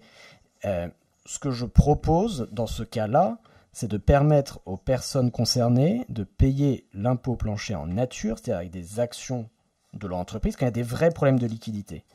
J'insiste sur le fait que ces problèmes d'illiquidité, quand les milliardaires disent qu'ils n'ont pas de liquidité, dans l'immense majorité des cas, c'est parce qu'ils organisent leur propre illiquidité pour échapper à l'impôt sur le revenu. Donc dans l'immense majorité des cas, c'est simplement parfaitement hypocrite. Mais néanmoins, il y a des cas rares mais réels où il y a des vrais problèmes de liquidité. Dans ce cas-là, payez l'impôt en nature avec des actions de votre entreprise, et 2%, ce qui est quand même pas beaucoup, et ensuite deux possibilités. Soit la puissance publique pourrait conserver ces titres, qui pourraient être mis dans un fonds souverain, comme ça la collectivité nationale bénéficierait du succès éventuel de ces entreprises, soit l'État, et j'ajoute par ailleurs que ça viendrait réduire la dette nette de la puissance publique, donc ça vient améliorer directement la soutenabilité de nos finances publiques, soit l'État pourrait revendre ses actions, et ce que j'ai proposé, c'est que l'État les revende en priorité aux salariés des entreprises en question, de façon à encore plus les impliquer dans le succès de l'entreprise. Toute l'expérience historique et internationale démontre que ce n'est que de nature à améliorer la productivité des entreprises en question. Ou, dernière possibilité, s'il n'y a pas assez de preneurs chez les salariés, l'État pourrait revendre à d'autres investisseurs résidents en interdisant la revente à des non-résidents. Donc la crainte qui est parfois agitée que vous allez forcer la vente de nos champions nationaux à des fonds de pension américains ou des investisseurs chinois, simplement n'a aucun sens, puisque par définition, ces actions, elles vont rester soit aux mains de la puissance publique, soit aux mains des salariés, soit, si jamais on n'est pas dans ces deux cas-là, à d'autres investisseurs résidents. Et alors on entend parfois un dernier argument qui voudrait dire, qui serait en substance, mais il n'y a personne en France qui aurait de l'argent pour acheter ces quelques parts d'entreprise. Mais ça, c'est absurde. La France regorge d'épargne. C'est un pays où l'épargne nette, l'année dernière, s'est élevée à plus de 200 milliards d'euros net de dépréciation du capital. Donc évidemment qu'il y a des capacités d'épargne et d'investissement qui sont considérables et qui vont bien au-delà de la simple épargne des milliardaires.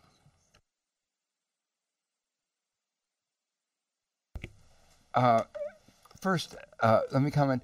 The strength and the virulence of the opposition is actually testimony that these guys are not paying taxes. If they were paying the 2%, they would say, what's the big deal? And so the fact, so when Arnaud is so virulent, you might say violent about this, he's admitting that he is paying a lower tax rate. He's not saying I'm not earning returns on my investment. These companies are growing in wealth day by day. So he's getting a return far more than 6%. So for him saying, I'm getting a return of more than 6%, and you're asking me to pay 2%, that means I'm really paying a very small fraction of my income. And so he's admitting he's a tax avoider. So I think you should look at this political debate in terms of the strength of it is actually an admission of guilt. The second point I want to make is a little bit of a technical point, that the fact that they talk about entrepreneurship and the supply, we won't work as hard. Recognizing that people at the top are facing a lower tax rate than those down below, what they're saying is we're more concerned about the elasticity of supply of effort or entrepreneurship at the top than at the bottom or at the middle. There's no empirical evidence supporting that proposition. In fact, I happen to know a lot of billionaires, and most of them would work just as hard, be just as greedy if they were taxed at a much higher rate. What drives these people is not, do I get 30 billion or 60 billion? I'm going to work a little harder if you tell me I can have 60 billion than 30 billion. It isn't the amount of money at the margin that is driving them. It's being able to be the richest person. You could scale that down. It's winning the game of being the best monopolist in town. They like market power. They like dominating other firms. That's really what it's about. And it's the excitement of being in business and creating a new business. They are not going to change their behavior in any significant way with this tax. So I think that argument is really just, I'm not surprised. If I were a multi-billionaire, I would make that argument too. Because, I'd rather have money than not have money. And it gives me more political power. And that goes back to your first question. More politicians I could buy. You've had some problems of buying politicians in France, but we do it in a more subtle way. And our politicians don't go to jail, but our election campaigns cost billions of dollars. So we just have American corruption, American style, rather than the French style. But it does have that kind of undermining political democracy. Yeah, I just want to add to what Joe said. But I think there is this whole perception of entrepreneurship and innovation, which is that it happens among the big guys. In fact, the opposite is true. And there is empirical evidence to justify that. Most innovation, most genuine entrepreneurship, most technological progress is happening in smaller companies. I mean, forget the trillions that are going into AI from the big, tech bros, etc. In general, in most economies, entrepreneurship happens with the middle and the small companies. So, startups were mentioned. Startup owners are not centimillionaires. They're not going to be involved in this tax. We are talking about people who have largely, in fact, got it through inherited wealth. Monsieur Arnault, his companies are very, large and national champions or whatever, but a lot of their expansion is mergers and acquisitions. It's not innovation. It's not entrepreneurship in that sense. If you are genuinely interested in entrepreneurship and innovation that involves technological progress, you really have to bolster the small, medium enterprises, not the smaller businesses who are not affected by this tax at all. In fact, they are losers because the playing field is not level. Most of these fellows are actually paying taxes, like, ordinary people. So I think there is a real sort of misunderstanding about the nature of how capitalism has evolved. And we know that today large capital is not contributing to that kind of technological progress. We know that. And it's not just in France. It's true in the US. It's true in India. It's true everywhere else. That large capital is actually using rents. It's using its market power. It's using its political power to influence regulations. And it's buying up intellectual property. It's not generating it itself. It's buying up patents. It's buying up licenses to actually further that power and extract more rents. That's not the same as getting profits from innovation and dynamism. So if we really want to encourage economic dynamism, we have to focus on that group and not allow the very large to retain all of those rents, but just take a very small part of it, as Joe was saying, to add to public coffers. Because ultimately, again, a point that was made, the major source of enabling growth and dynamism is public investment, and it is public support. And it is also that kind of public spending that gives you happier, healthier, more cohesive societies. So there is every reason to enable public resources to come from those who are not contributing to the dynamism, but rather benefiting from it, to enable governments and small and medium enterprises to generate that dynamism. Peut-être une dernière question, revenir sur un point avant de passer aux questions et aux réponses de la salle, sur la notion de bien professionnel, qui est une notion, je crois, assez française.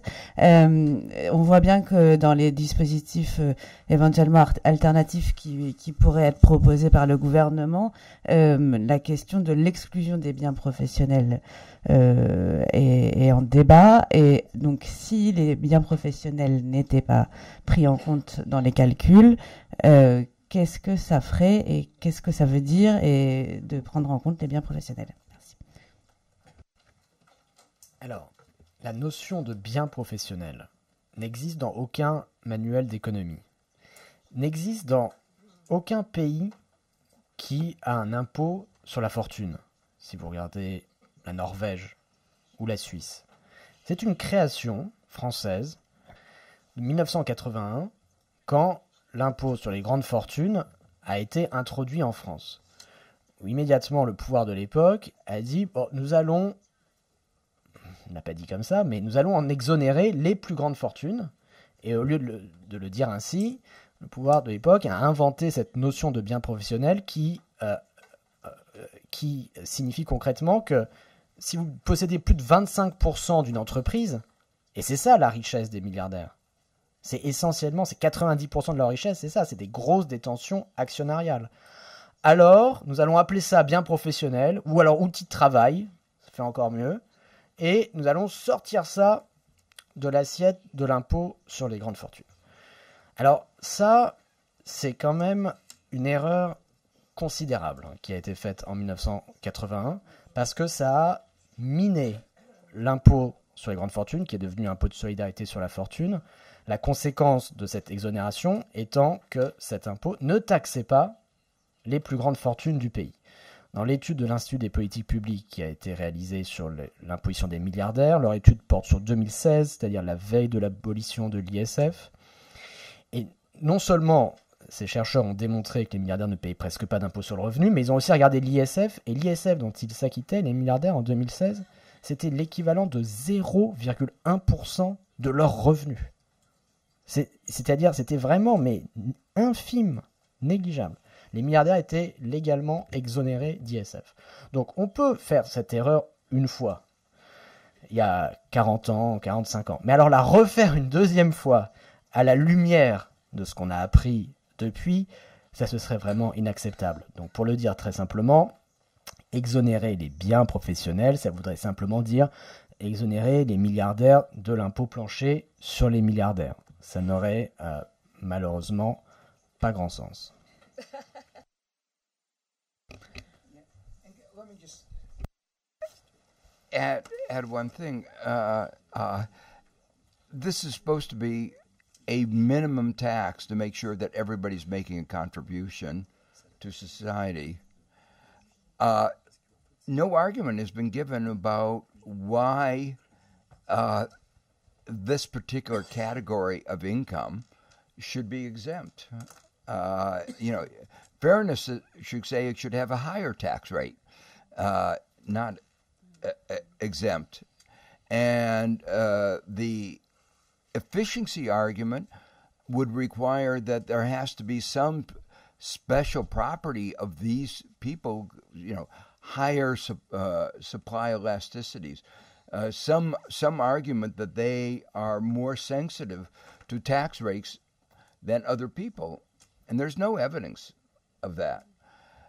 So, when you start going through all the arguments that might be gotten for why you might have that exception, I have not seen any argument for the exception. I could see an argument for why those groups ought to pay a higher tax rate, but not for a lower tax rate. Yeah, I think Gabrielle and Joe are both convincing arguments. But, we have to remember the beauty of the Zucman proposal is precisely that it does not enable exemptions. And we know that exemptions not just complicate matters, but that's what has enabled all the tax avoidance, because these people have armies of lawyers and accountants who can work out how to address the exemption. So as far as possible, eliminating exemptions is really the best, most obvious, the cleanest way to go. But I just want to add one thing. I've seen some of the media discussion around the proposal, and I'm also struck at the personal attacks, let me confess, at Gabrielle as an academic and so on. So it's just that it reminds me so much, this whole, shall we say, approach that says that, an academic that meddles in policy is not an academic, or that, you really should just stick to doing whatever you're doing, don't talk about the world at large. But also a type of denigration of scientific evidence-based analyses. This is actually very similar to what I have observed in my own country, India, but also what I'm now observing in the US under Trump. And I think it's a very, very dangerous trend. So I really hope that the media does not amplify a trend like that, which, first of all, personalizes issues, and secondly, really goes against a scientific and evidence-based analysis. Alors, on va pouvoir passer aux questions avec la salle, et je vais vous demander, s'il vous plaît, de vous présenter et d'avoir des questions courtes pour qu'il puisse y en avoir un maximum. Merci. Eva Sass, s'il vous plaît.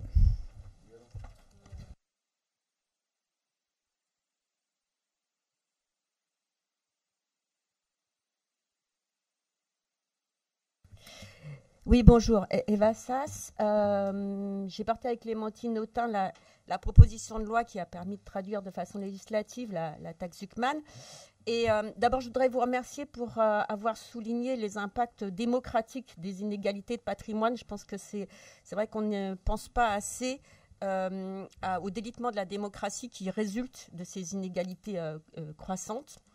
Je voulais apporter un témoignage aussi, parce que quand on a établi la proposition de loi, on s'est heurté à une absence de données.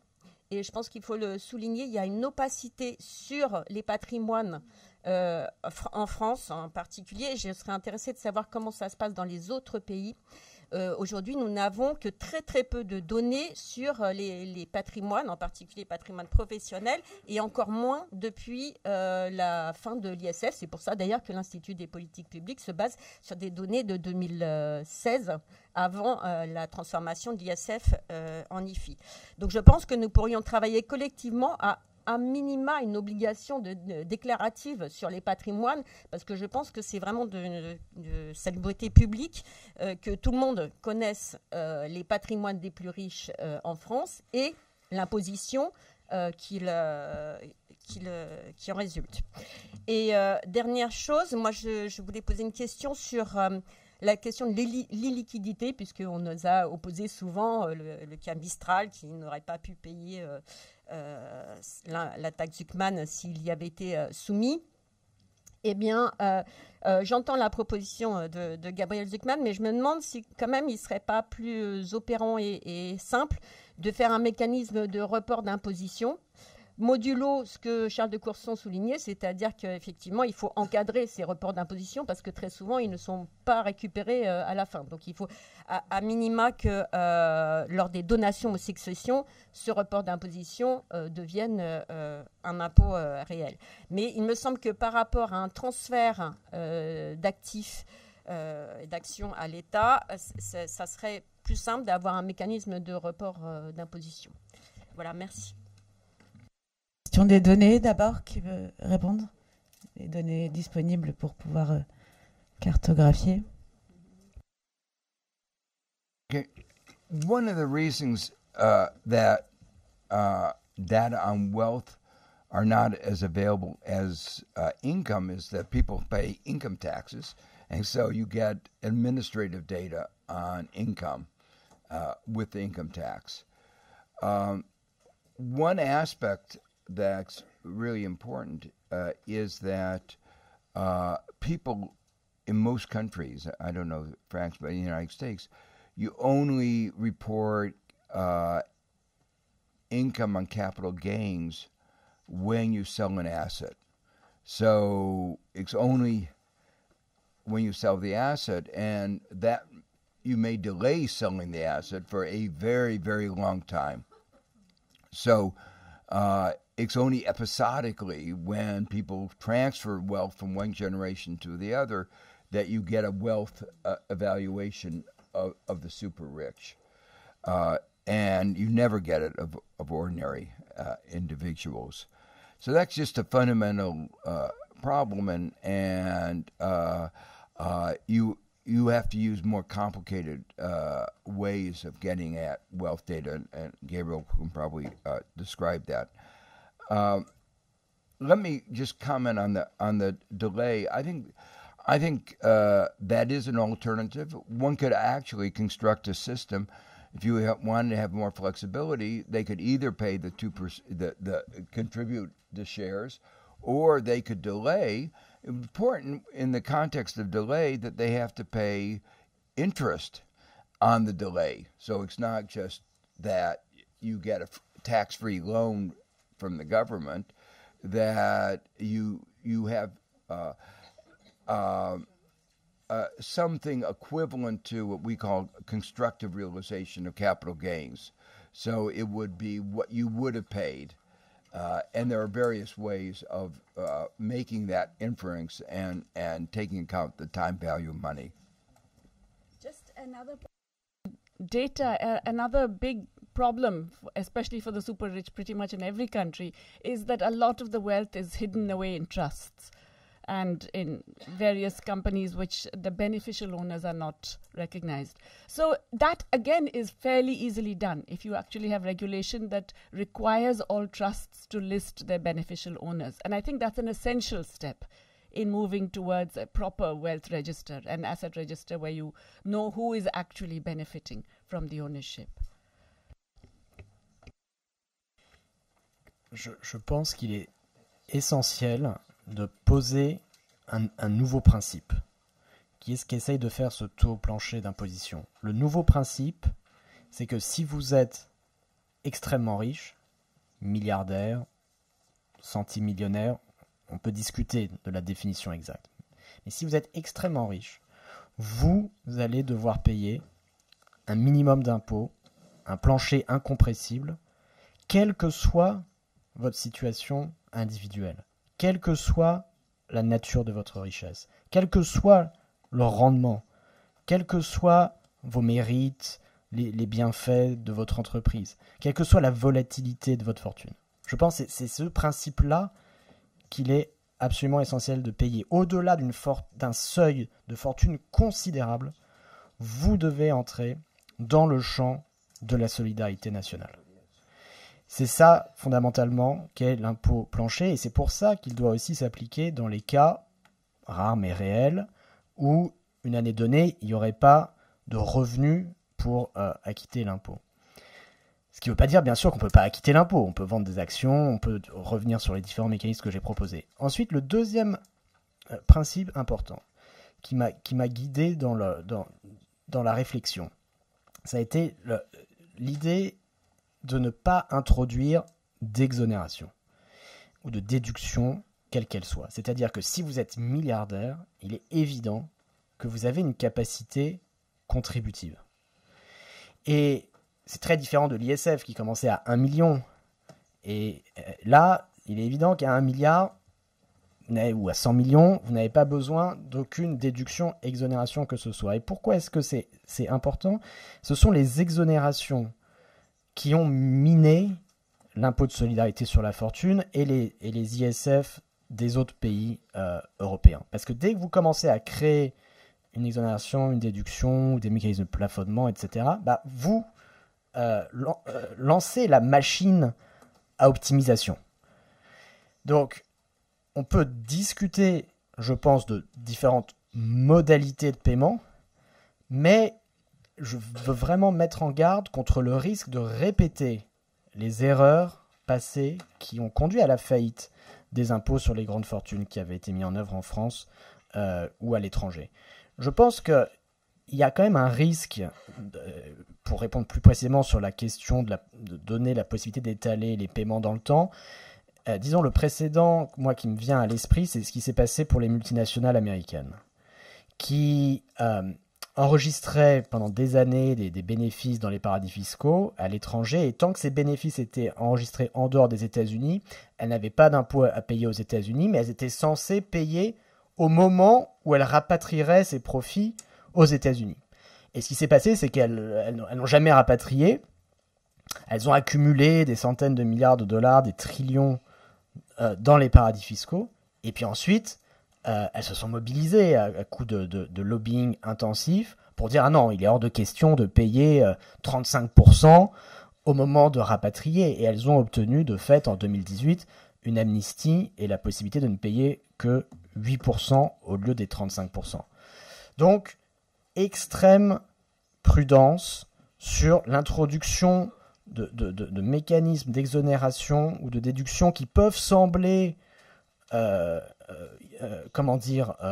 sans grande conséquence à première vue, mais qui en fait, à terme, au bout de 5 ans, 10 ans, 15 ans, peuvent avoir des conséquences assez catastrophiques. Et on va prendre 3 questions en même temps pour que vous ayez... Monsieur. Oui, on fait ça. Ah, voilà, c'est Laurent Baumel, groupe socialiste. Dans notre famille politique, je pense que nous sommes conscients de la nécessité de ne pas trop pénaliser l'investissement productif qui est utile à la dynamique de l'économie de marché. Mais en même temps, nous considérons que l'outil fiscal reste absolument indispensable pour corriger les inégalités créées par cette même économie de marché à travers la redistribution des revenus et puis aussi, évidemment, ça a été dit, le financement des services publics qui sont vitaux. Et nous considérons que la mise en œuvre de ces outils, par exemple mise à contribution des plus riches n'est pas subordonné au consentement préalable des imposés, mais doit être mis en place en fonction d'évaluations objectives sur leurs effets comparés. Et de ce point de vue, merci beaucoup pour tout ce que vous avez apporté ce matin dans cette bataille d'opinion et d'interprétation, notamment la précision sur la réalité de l'exil fiscal et sur l'inutilité d'exclure les biens professionnels de cette taxation des patrimoines. Moi, j'ai été particulièrement intéressé par l'argument de Gabriel Zucman sur le fait que les grandes fortunes sont aussi des personnes qui ont bénéficié des dépenses publiques sous toutes ces formes, et que d'une certaine manière, le chantage à l'exil fiscal, de ce point de vue, peut être considéré comme un défaut flagrant de patriotisme, et quelque chose qui mérite une forme de stigmatisation morale, en vérité. Mais pour pouvoir mener, parce que cette bataille va se poursuivre dans les semaines qui viennent, je n'exclus pas d'ailleurs qu'elle soit, s'il devait y avoir un retour aux urnes, un des sujets de discussion dans une campagne électorale. Pour pouvoir étayer cette bataille, moi j'aimerais peut-être vous demander comment on peut mesurer et quantifier cette contribution de l'argent public en général sur un parcours de vie à la fortune des grandes fortunes. Je ne sais pas si des études existent, mais je trouverais intéressant de pouvoir étayer cet élément parce que c'est celui qui, dans la bataille d'opinion, peut concrétiser cette dimension morale la plus forte, à mon avis. Madame.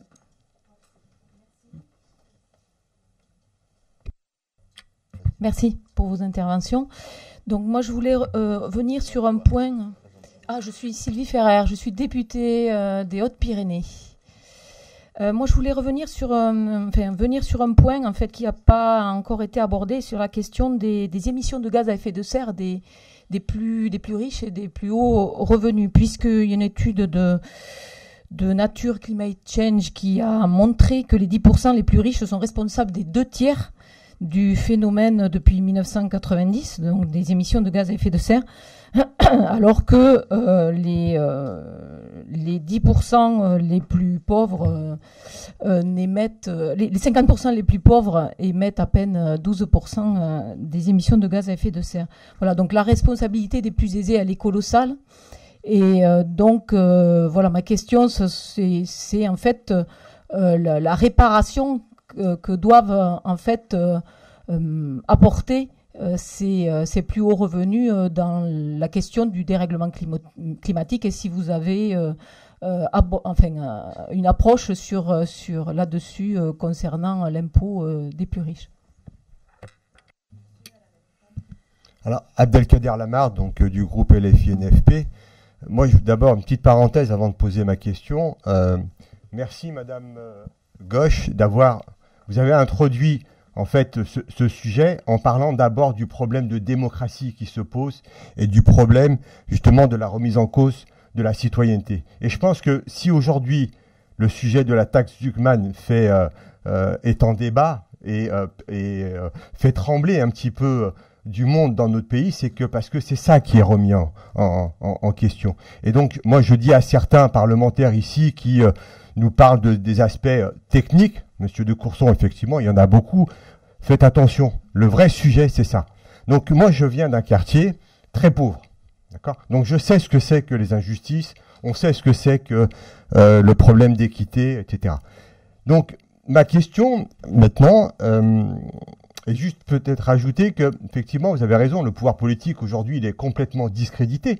Mais il est discrédité par ceux-là même qui se sentent menacés, c'est-à-dire ces milliardaires qui ont compris que pour discréditer le pouvoir, il faut aller prendre les médias et faire le travail qu'il y a à faire, et en tout cas, ils le font très bien. Donc moi, ma question, c'était sur l'illiquidité.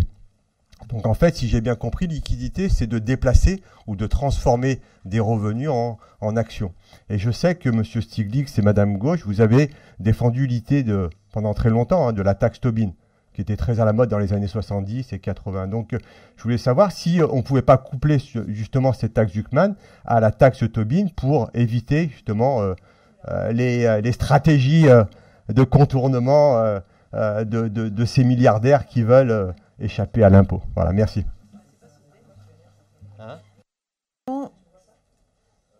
Une quatrième question avant de passer aux réponses, Madame Arrigui. Ouais. Merci aux organisateurs, en tout cas, de ce colloque. C'est vraiment dans le temps à la fois extrêmement utile et de toute façon extrêmement intéressant. Et nous sommes très honorés de vous recevoir à l'Assemblée nationale.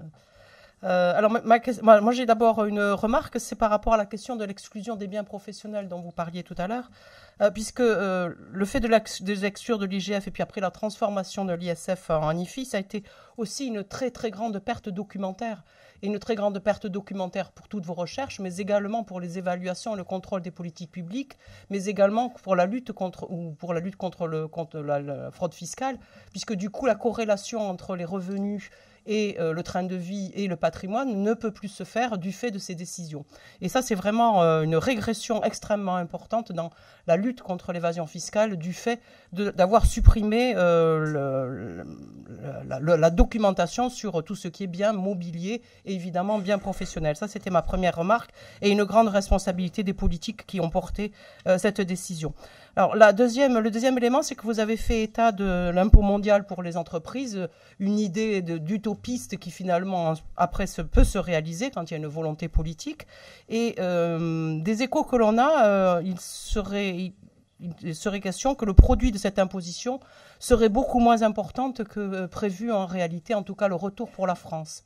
Est-ce que vous avez des éléments sur ce sujet?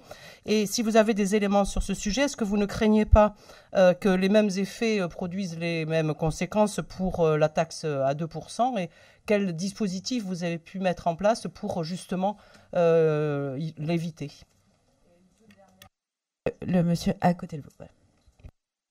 Le monsieur, donc c'est Tristan Lahaye, député écologiste et social. Je vais pas, je souscris à tout ce qui a été dit précédemment sur la qualité de vos interventions et l'importance de ce débat. J'avais juste une question, si vous permettez l'expression, où je me fais un peu l'avocat du diable, enfin en tout cas de la contradiction, bien que défenseur a priori de la taxe Zuckman. En échangeant récemment avec un autre universitaire économiste, en l'occurrence François Gérolf, il interrogeait le risque de l'exil fiscal au regard de la situation spécifique d'une taxe dont le produit attendu repose sur 5 à 10 foyers fiscaux. Et est-ce que vous avez une contradiction à apporter à cet argument?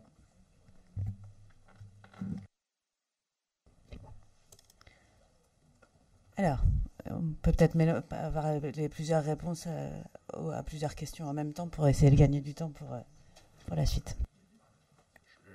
Très rapidement sur la dernière question qui a été posée, la réponse c'est le bouclier anti-exil. Vraiment très important que tout le monde comprenne ça, c'est-à-dire que c'est pas seulement créer un nouvel impôt, c'est aussi dire les personnes, les redevables qui choisiraient de s'exiler resteront redevables pendant 5 ans, 10 ans, on peut inventer d'autres formules. Donc ce sera parfaitement neutre pour elles, du point de vue de leur facture fiscale, que d'être à Paris ou à Bruxelles ou à Genève. Même montant d'impôt dû pendant 5 ans, 10 ans, 15 ans, ensuite on peut discuter. Sur la question de M. Baumel, très intéressante et très importante sur quelle a été la contribution finalement de la dépense publique à la fortune des milliardaires. Bon, évidemment, c'est difficile d'avoir un chiffre parfaitement exact, mais on pourrait dire 90%, 95%. C'est une contribution considérable. Pourquoi? Parce que c'est la leçon peut-être la plus importante de l'histoire économique mondiale.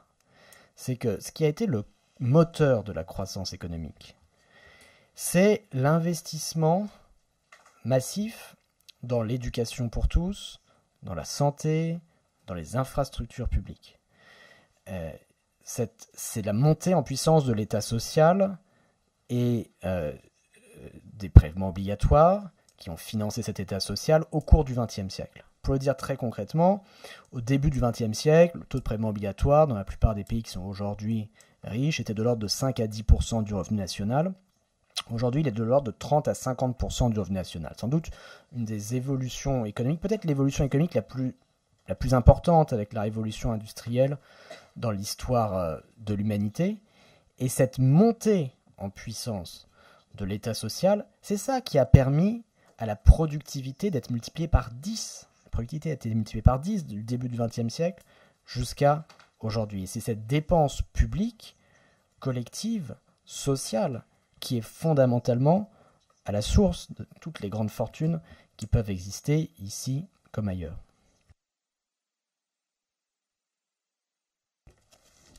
Let me just add to that. The U.S. competitive advantage is innovation, and it's all based on public investment in science. Technology is derived from science. So, basic research is a public good, is a technical term that economists use. And has to be provided publicly. DNA was discovered, funded by public research. The internet. So the key role for an innovative economy is having a tax base that can finance this kind of education, infrastructure, technology investment. One other point I just wanted to highlight, Gabriel mentioned it before, if you are somebody with 100 million or even more, $1 billion, almost all of them have the ability to convert some of that wealth into cash to pay. There are relatively few people who are really constrained, who are at the point of bankruptcy. But if you're a billionaire not at the point of bankruptcy, by the way, if you're at the point of bankruptcy, you're not really a billionaire because your liabilities are equal to your assets. But if you are a real billionaire, somebody will lend you 2% of your wealth to pay your taxes. And so it's almost by definition, if you are a billionaire, you have liquidity. And that's why I say, but if somebody says, I still don't have liquidity, I don't understand why. If the government was willing to pay to lend at a high enough interest rate, then it might be something that you could imagine, but not effectively to give them an interest-free loan. The point that Gabriel also raised is something one has to keep in mind. People play, when you are the super wealthy, you know how to play very complicated games with derivatives, and so that you wind up at zero wealth, but transferring your wealth to your children. And so you say, I know I was supposed to pay wealth, but you transfer it in ways that are non-taxable. So the kind of what happened for in the case of the American firms that were not taxed but had their money abroad and managed not to pay any tax is a real example that one has to keep in mind whenever you think of any system of delayed payment.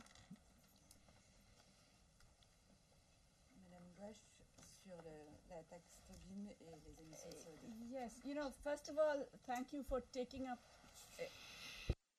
First of all, thank you for taking up this issue of the democratic dimension and the fact that there's so much of the discussion is manipulated by media who are owned by those who have a real stake in the game in pushing it in a certain direction.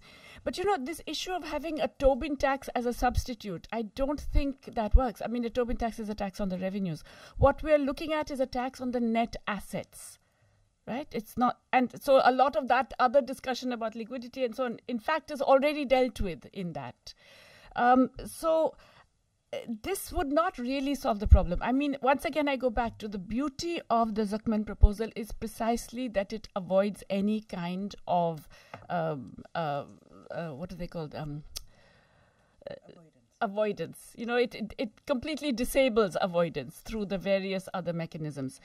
Once you have some tax on, the gross sales, but individuals don't have gross sales. So it's a complicated thing.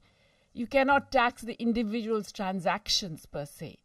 If you're looking at the extremely wealthy, you are looking at their various sources of income and you're looking at their assets. So the critical thing there is to be able to identify those assets and to prevent the subterfuges that say, well, you know, I also have taken all these loans and etc., so therefore my net assets are much lower. So it's really a question of ensuring that those who have these net assets of a very, very large number pay their due.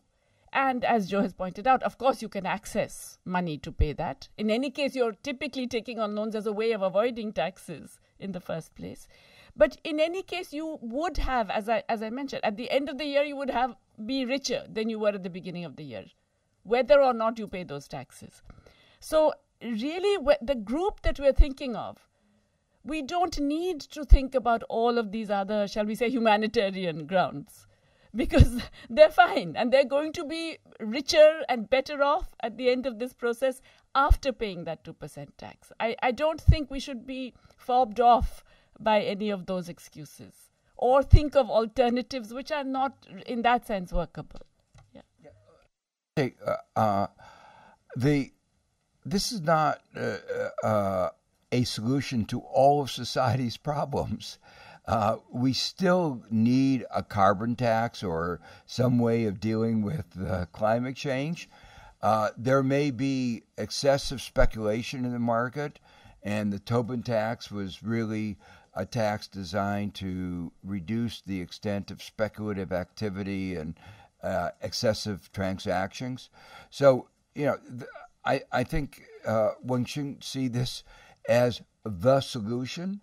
It's simply a very simple proposal to ensure that the super rich at least pay their fair share, and it doesn't even get there. But it's a conservative approach, and that's why I find it a little bit incredible that it's described as radical, because it actually is, in my mind, very conservative. It says you pay at least this minimum amount.